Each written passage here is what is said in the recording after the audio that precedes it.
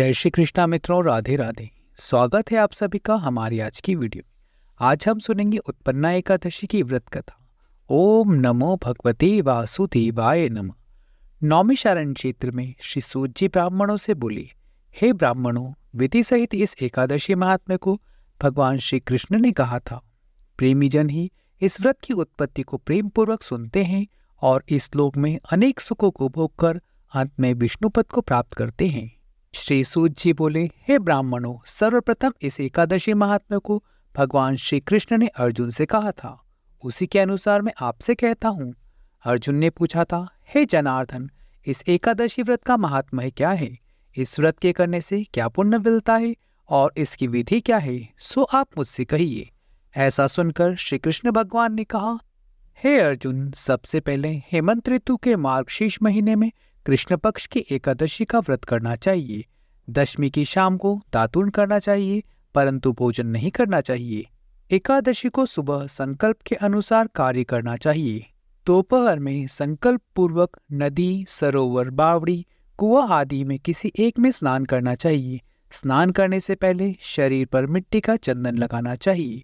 व्रत करने वाले को स्नान करने के पश्चात पापी, चोर, पाखंडी, दूसरों की बुराई करने वाला, पर स्त्री गमन करने वाला, दुराचारी, दूसरे के धन को चुराने वाला, मंदिरों में चोरी करने वाला आदि इन सब मनुष्यों से बात नहीं करनी चाहिए। यदि अनजाने में इनसे बात हो जाए तो इस पाप को दूर करने के लिए सूर्य नारायण के दर्शन करना चाहिए। स्नान के बाद धूप दीप नैवेद्य से भगवान का पूजन करना चाहिए। रात को दीपदान करना चाहिए। ये सत्कर्म भक्ति पूर्वक करने चाहिए। उस रात को नींद और स्त्री प्रसंग का त्याग करना चाहिए। एकादशी के दिन तथा रात्रि को भजन और सत्संग आदि कर्मों में व्यतीत करना चाहिए। उस दिन श्रद्धापूर्वक ब्राह्मणों को दक्षिणा देनी चाहिए और उनसे अपनी गलतियों की क्षमा मांगनी चाहिए। धार्मिक जनों को शुक्ल और कृष्ण पक्ष की दोनों एकादशियों को एक साथ समझना चाहिए। उनमें भेद मानना उचित नहीं है। इस विधि के अनुसार जो मनुष्य एकादशी का व्रत करते हैं उनको शंखोद्धार तीर्थ में स्नान करने एवं दर्शन करने से जो पुण्य मिलता है वह एकादशी व्रत के पुण्य के 16वें भाग के बराबर भी नहीं है। व्यतिपात योग में, संक्रांति में तथा चंद्र व सूर्य ग्रहण में दान देने से और कुरुक्षेत्र में स्नान करने से जो पुण्य होता है वही पुण्य मनुष्य को एकादशी का व्रत करने से मिलता है। अश्वमेध यज्ञ करने से जो पुण्य प्राप्त होता है उससे 100 गुना पुण्य एकादशी को उपवास करने से मिलता है। 1000 तपस्वियों को 60 वर्ष तक भोजन कराने से जो फल प्राप्त होता है वह फल इस एकादशी का व्रत करने से प्राप्त होता है। जो पुण्य वेद पाठी ब्राह्मण को 1000 गोदान करने से मिलता है उससे 10 गुना अधिक पुण्य एकादशी का व्रत करने से मिलता है। 10 शेष ब्राह्मणों को भोजन कराने से जो पुण्य मिलता है वह एकादशी के पुण्य के 10वें भाग के बराबर होता है। 10 उत्तम ब्राह्मणों को भोजन कराने में जो पुण्य मिलता है उतना ही पुण्य एक ब्रह्मचारी को भोजन कराने से होता है। इस पुण्य से 1000 गुना पुण्य कन्यादान और भूमिदान करने से होता है। कन्या और भूमिदान के पुण्य से 10 गुना पुण्य विद्यादान से, 10 गुना पुण्य भूखे को भोजन देने से होता है। अन्नदान के बराबर संसार में कोई दूसरा पुण्य नहीं है। इस दान से स्वर्गीय पितृ तृप्त हो जाते हैं। इस दान का महात्मा देवता भी वर्णन नहीं कर सकते। निर्जल व्रत करने का आधा फल एक बार भोजन करने के बराबर होता है। इनमें से कोई एक व्रत जरूर करना चाहिए। एकादशी का व्रत करने पर ही यज्ञ, दान, तप आदि मिलते हैं, अन्यथा नहीं। अतः एकादशी का व्रत अवश्य ही करना चाहिए। इस व्रत में शंख से जल नहीं पीना चाहिए तथा अन्य एकादशी के व्रत में वर्जित है। एकादशी का व्रत फल 1000 यज्ञों से भी अधिक है। ऐसा सुनकर अर्जुन ने कहा, हे भगवान, आपने इस एकादशी के पुण्य को अनेक तीर्थों के पुण्य से श्रेष्ठ तथा पवित्र क्यों बतलाया है? सो सब कहिए। भगवान श्री कृष्ण बोले, हे अर्जुन, सतयुग में एक महाभयंकर मोर नाम का दैत्य था। उस मोर दैत्य से सभी देवता अत्यंत भयभीत रहते थे। दैत्य इंद्र आदि देवताओं को जीतकर उनके स्थान से गिरा दिया करता था। तब देवेंद्र ने महेंद्र से प्रार्थना की, हे शिव शंकर, हम सब लोग इस समय मोर दैत्य के अत्याचारों से मृत्युलोक में अपना जीवन व्यतीत कर रहे हैं। कृपा कर इस दुख से छूटने का कोई उपाय बतलाइए। महादेव जी बोले, हे देवेंद्र, आप श्री विष्णु भगवान के पास जाइए। इंद्र तथा अन्य देवता क्षीर सागर जहाँ पर भगवान विष्णु शेष शैया पर शयन कर रहे थे वहां गई और देवताओं सहित इंद्र ने उनकी स्तुति इस प्रकार की। हे देवताओं के देवता और देवताओं के द्वारा देवताओं से स्तुति करने योग्य, आपको बारंबार प्रणाम है। हे दैत्यों के संहारक, हे मधुसूदन, आप हमारी रक्षा करें। हे जगन्नाथ, समस्त देव दैत्य से भयभीत होकर आपकी शरण में आए हैं। आप ही इस संसार के कारक और कर्ता हैं, सबके माता पिता। हे जगत की उत्पत्ति, पालन और संहार करता तथा देवताओं के देवता, देवताओं की सहायता करने वाले और शांति प्रदान करने वाले। हे आकाश पाताल, आप ही हैं। तीनों लोकों की उत्पन्न करने वाले ब्रह्मा, सूर्य, चंद्र, अग्नि, हव्य, स्मरण, मंत्र, यजमान, यज्ञ, कर्म कर्ता, भोक्ता आदि आप ही हैं।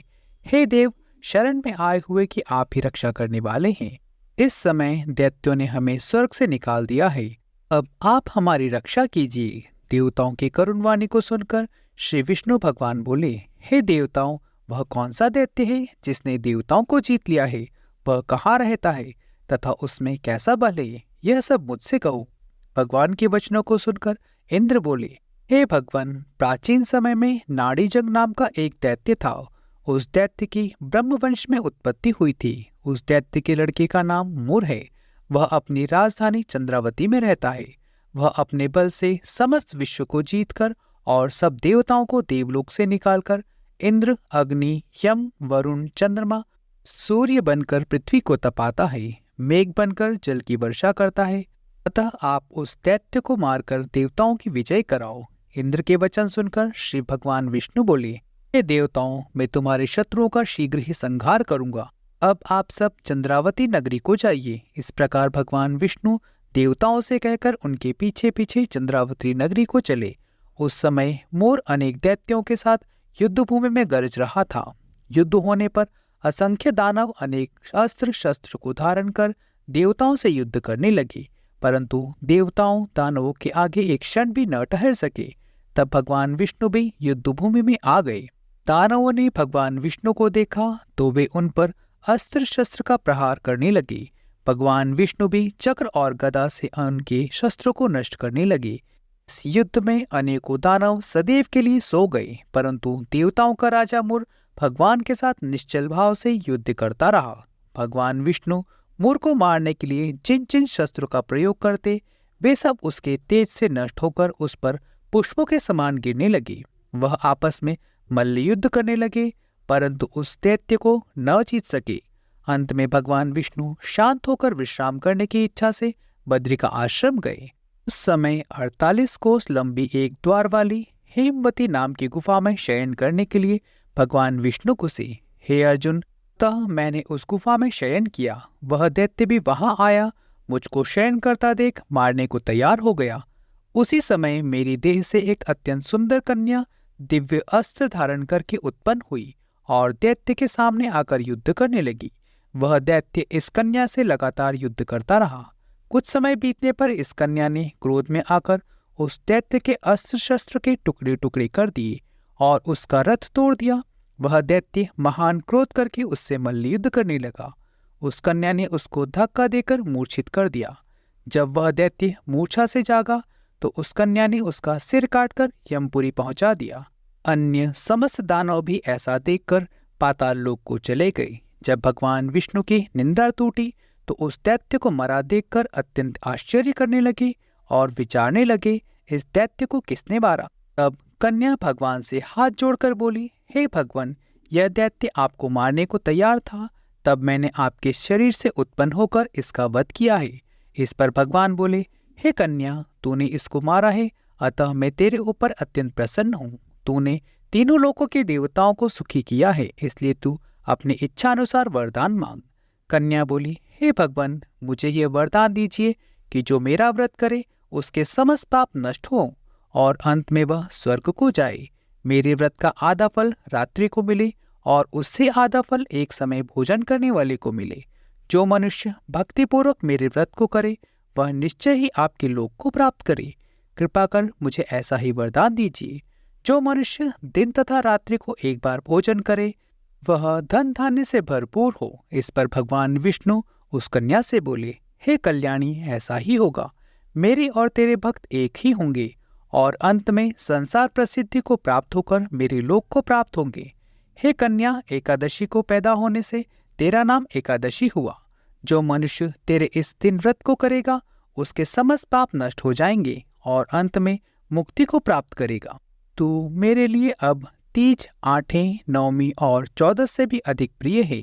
तेरे व्रत का फल सब तीर्थों के फल से महान होगा। यह मेरा कथन सत्य है। ऐसा कहकर भगवान उस स्थान पर अंतर्ध्यान हो गए। एकादशी भी भगवान के उत्तम वचनों को सुनकर अत्यंत प्रसन्न हुई। हे अर्जुन, सब तीर्थ, दानों, व्रतों के फल से एकादशी व्रत का फल सर्वश्रेष्ठ है। मैं एकादशी व्रत करने वाले मनुष्य के शत्रुओं को, विघ्नों को नष्ट कर देता हूँ और उन्हें मोक्ष दिलाता हूँ। हे अर्जुन, यह मैंने तुमसे एकादशी की उत्पत्ति के बारे में बतलाया है। एकादशी पापों को नष्ट करने वाली और सिद्धि को देने वाली है। उत्तम मनुष्य को दोनों पक्षों की एकादशियों को समान समझना चाहिए। उनमें भेदभाव मानना उचित नहीं है। मनुष्य एकादशी महात्मा का श्रवण व पठन करते हैं, उनको अश्वमेध यज्ञ का फल मिलता है। जो मनुष्य भक्तिपूर्वक कथा सुनते हैं वे विष्णु लोक को जाते हैं और करोड़ों वर्षों तक उसी जगह पूजा होती है। जो एकादशी महात्मा के चौथाई भाग को सुनते हैं उनको ब्रह्म हत्या आदि के महान पाप नष्ट हो जाते हैं। विष्णु धर्म के समान संसार में कोई दूसरा धर्म नहीं है और एकादशी व्रत के बराबर कोई भी दूसरा व्रत नहीं है। श्री एकादशी व्रत कथा संपूर्ण। ओम नमो भगवते वासुदेवाय नमः। तो अगर कथा आपको अच्छी लगी हो तो कमेंट में अवश्य बताइएगा और चैनल को सब्सक्राइब करना मत भूलिएगा। ओम नमो भगवते वासुदेवाय नमः।